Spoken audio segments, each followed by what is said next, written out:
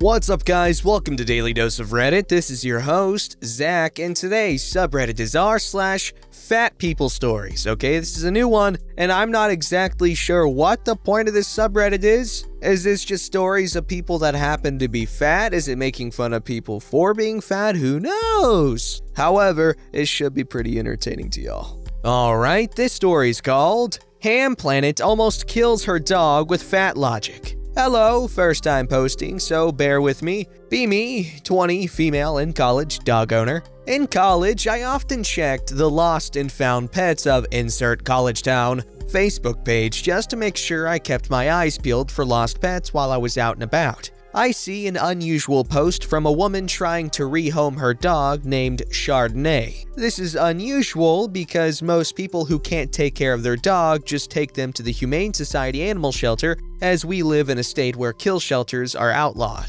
So, bringing your dog to the shelter would not be putting it in danger. I click on the post and read that this woman can no longer take care of Chardonnay due to her conditions, and because Chardonnay has healthcare needs she can't afford. Post also says that she can't take the dog to the Humane Society due to her conditions. Like, okay? The dog is listed as a small Chihuahua mix who is calm and 6 years old. However, there are no pictures. For the last few months, I had been thinking about getting another small dog so my current pupper, Floyd, could have a companion. Intrigued, I write to the woman and set up a time to meet, thinking that I could help this dog get out of the situation and get a new companion. Boy, was I in for a treat. The lady agreed to meet. I suggest meeting at the local dog park so that Floyd and Chardonnay can meet each other in neutral ground. Hamplanet refuses and says I must come to her house and that the backyard is fine for introductions. I arrive at her house and knock on the door. I hear a "It's unlocked" bellow from inside. As soon as I open the door, I am met with a stench of moldy food, farts, BO, and dog crap. Whatever, I'll just get this over with. I walk into the living room and see a full-on Jupiter sitting on the couch, belly hanging over her legs and touching the ground. Jupiter is easily 500 pounds. No wonder this lady can't take care of her dog, I think to myself. Then I see this poor dog. Chardonnay is essentially a bowling ball with a face and toothpick legs. Her stomach is so round that it touches the floor. She has no neck whatsoever. I immediately feel so sorry for this dog and decide to take her, even if it means dropping her off at the Humane Society. Jupiter sees the shock on my face and says,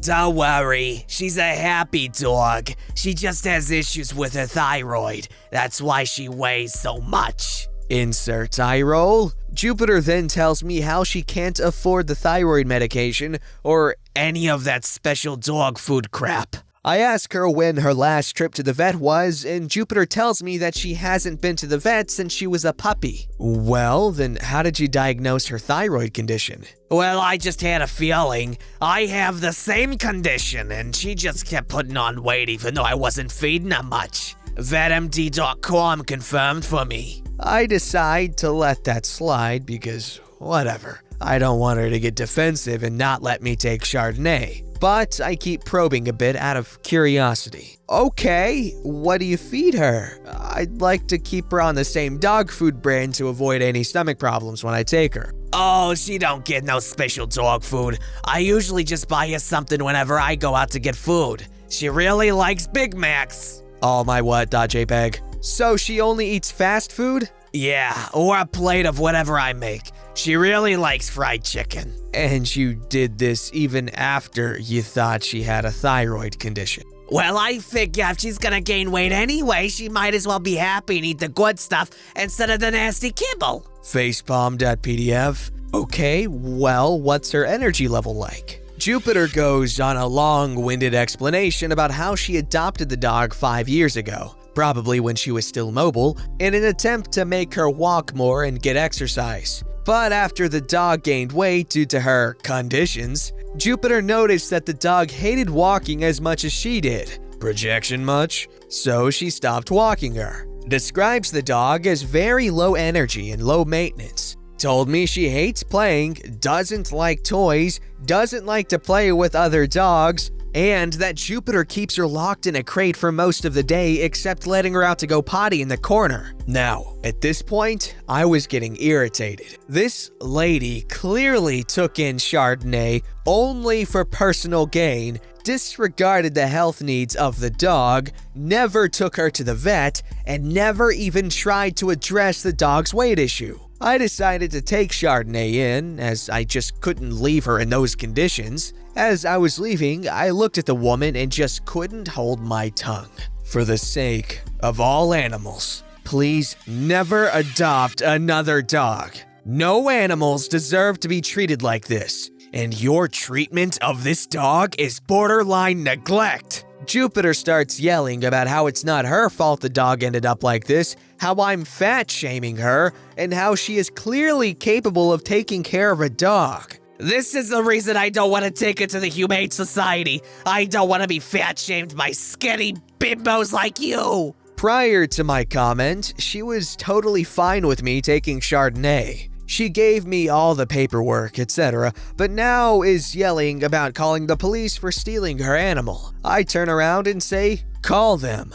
I'm sure they'd like to hear about the conditions you have her in. I'll be going straight to the vet for a health check on Chardonnay, and I'm sure the vet would love to be a witness in any possible neglect case. I left the garbage cave with Chardonnay, the look on her face pure joy as she romped, slowly, through the grass outside to my car. Immediately, I took her to the vet. Vet estimated that given her height and length, Chardonnay should weigh 12 pounds. This dog was 35 mother-frying pounds. Did all the tests, no thyroid condition, duh, but she was diabetic and was losing her sight due to her diabetes. Also, she was going to need dental surgery because over half of her teeth had rotted due to only eating sugary, soft human food for most of her life. Sadly, dental surgery needed to wait until she lost some pounds, as it requires anesthesia, and the vet was scared to do it on such an obese pupper. Vet said this was one of the most unhealthy dogs she had ever seen in her career,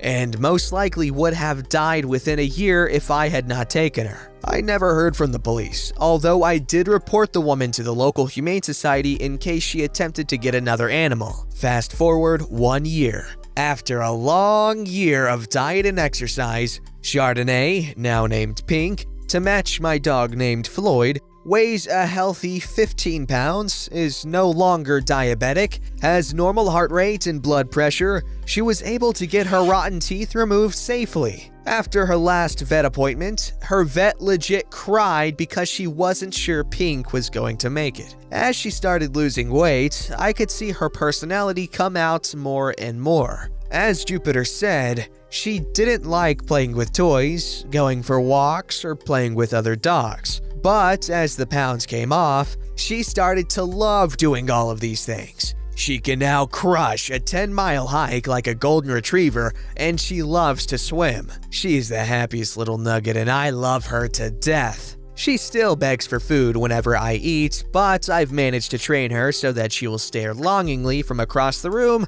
instead of right in your face. She will always be a little chunky because of the extra skin and a few extra pounds that just won't come off, but I think I'll have her for at least another 8 years. You know, it's really considerate to always be on the lookout for animals that need help, because I know not many people would actually care enough to go out of their way to do stuff like that. And honestly, me included, while I'd love to have every stray animal in the world have a home, a loving home that makes them happy, I'm just like every other person in the world who just thinks, well, I mean, there's other people doing it, it's not really my problem. Which I know is a bad mentality. We should all be taking action all the time, but I'm just being honest. This story's called Fast and Loose. A good friend is immunocompromised, so in these times of Modelo virus, I am doing her shopping. Delivery isn't an option. She is fat, I'm not. Now, I would describe myself as fatomophobic, a fear of fat invading my arse. But your arse is of fairly limited interest or concern to me. Accordingly, I am disciplined about what I eat and how I exercise. I also have a mild thyroid issue, which to date I have kept at bay through intermittent fasting. At her last birthday party, my friend drunkenly wondered how I looked so well for my age. We're both around the same age and pushing on a bit. Now, knowing this person as I do, I intuited that diet and exercise was not the answer she was looking for. And as she knows my parents, genetics wasn't a good workaround either. So I shrugged a little awkwardly and tried to change the subject. But she was dogged in her pursuit of my esoteric secrets and just wouldn't let the subject drop. Eventually, I seized upon intermittent fasting, and as something that she hadn't considered before, she was finally appeased. So the current lockdown arrives. It affects her work situation, and I have her shopping list, which was a lengthy, laborious affair, with fat and sugar practically pooling at the bottom of the page. But really, she intends to freeze most of it, she tells me, although I haven't asked for any such assurances, nor is the following week's list any more wholesome. My arteries are trying not to harden as my reluctant eyes scan it, and I don't find the second freezer noted anywhere. That theoretically she should be needing to house all those surplus foodstuffs. Yet still, my thoughts remain resolutely unspoken. What does irk me, however, is that she's not answering her door or her telephone when I arrive with her shopping, and I've carried them up a flight of stairs in several relays, banging on the door between each trip. She has knee pain, it's genetic apparently, hence this attention is on my part. Anyway, I'm not inclined to just leave her groceries sitting there, it's a sizable amount of money, but at the same time, I don't want to have to bring them back down to the car either. Not to mention that she shouldn't be outside of her home in a pandemic. So, unsure of what to do, I bang on the door and lean on the doorbell, but still, the door remains shut. Now, since I've got my own shopping to deal with, I lug her groceries back to my car, repack them all, bring my own stuff home before coming back half an hour later. And finally, this time, with an almighty stretch and a cavernous yawn, she answers the door. And well, she's in fine fettle. Do you notice anything? She's clearly excited, but frankly, I'm struggling to see over the armload of groceries. What should I be seeing? I might have sounded a little testy here. Oh, I took your advice. I'm doing intermittent fasting now, and I think I've lost weight. It's so easy. So apparently, with the lockdown and with her work canceled, she has taken to her bed where she stays until long after midday daily, thus explaining the unanswered doorbells and phone calls earlier. In this fashion, she skips breakfast and thereby only eats fairly solidly, if her shopping bags are anything to go by, between lunchtime and dinner inclusive. The weight loss is unconfirmed, she doesn't have any scales at home, but the sacrifice of skipping breakfast is surely apparent to all eyes. I didn't confess my doubts. I ask her instead what'll happen when work recommences and she actually has to get up in the morning. But she tells me that she's living in the moment, taking things a day at a time, that she'll cross that bridge when she comes to it, presumably floating across in her new form. I muster a good for you, all the while wondering if I myself might skip squats today for all the groceries I've lugged up her bloody staircase. And I don't mind saying that at that moment. I couldn't help but feel a little triggered by her bed. First of all, I'd like to say, Opie, you're a good friend for taking care of her. However, you really need to, be a little more honest. I'm just saying, though, that's only going to cause problems in the future because you're going to end up resenting her for all these things you leave unspoken.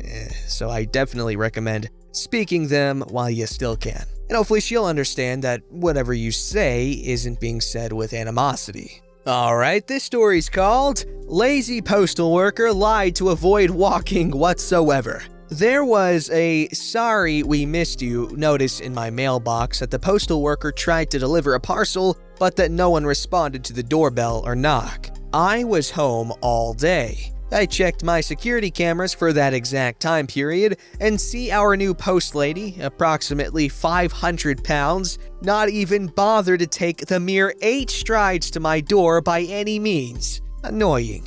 I proceed to just try and meet her at my mailbox on the next day's delivery attempt. But before I could even slip my shoes on and get out the door, she had already left another final attempt, no response slip, and was zooming off from my neighborhood. What the heck? I sprint to the other end of the street and just barely catch her post truck. Thankfully, I'm a runner. Hi there. So glad I caught you. I'm so confused why I keep getting these slips when I've been home for delivery each time. Can I please get my item from you? Well, you never answer the doorbell every time I ring it, so that's why you get the notice. The most incredulous look on my face. Ma'am, I have surveillance footage of you not even getting out of your vehicle. What you're saying isn't true. Sorry. Can we please just get my mail sorted here? Sounds like your cameras are broken. Ridiculous. Sign this paper for me then. She rolls her eyes and readjusts on the tiny seat of the mail truck, of which I have no clue how said chair could be comfortable enough to not want to stretch your legs every now and then and ring a doorbell. I was just so shocked at the pure laziness and audacity of this woman to lie directly to my face like this when we both know she was completely full of it. I miss my old mail guy who was light on his feet and always friendly when he came to the door. Update. I decided to file a complaint. Today, when she came back, I met her at my mailbox and asked her for her name so that I could include it in my correspondence to USPS. I didn't directly tell her I was reporting her. She does provide her name, but also goes on to say this gem. Okay, I can't do her voice again because every time I do it, it activates my gag reflex and I kind of want to vomit. So I'm doing a new one. So actually, I didn't ring your doorbell because there weren't any cars in the driveway, so it's safe to assume in general that no one is home. Y'all, this set me over the edge. I told her I didn't understand why she's going through all this trouble to lie to me. We own multiple vehicles, and there were at least 2 or 3 in the driveway all day each delivery attempt. She interrupts me mid-speech to say she didn't even bring the parcel with her today. It's still at the post office and that I can go there and get it myself. I told her no, absolutely not. This is her job and she's going to do it. I wrote out exactly what all has transpired on the report and sent that in along with my video recordings. Let's see what comes of it. Okay, so I am unaware of USPS's hiring processes. Aren't there like physical requirements for the job? Like you can't have so-and-so conditions and that you have to be able to do this and this? Because it wouldn't make sense otherwise because you're handling packages all day of varying sizes and weights and densities and all that jazz. So yeah, she does not deserve that job if she's not even gonna do the bare minimum. Don't forget to like, subscribe, and hit that bell to never miss an episode.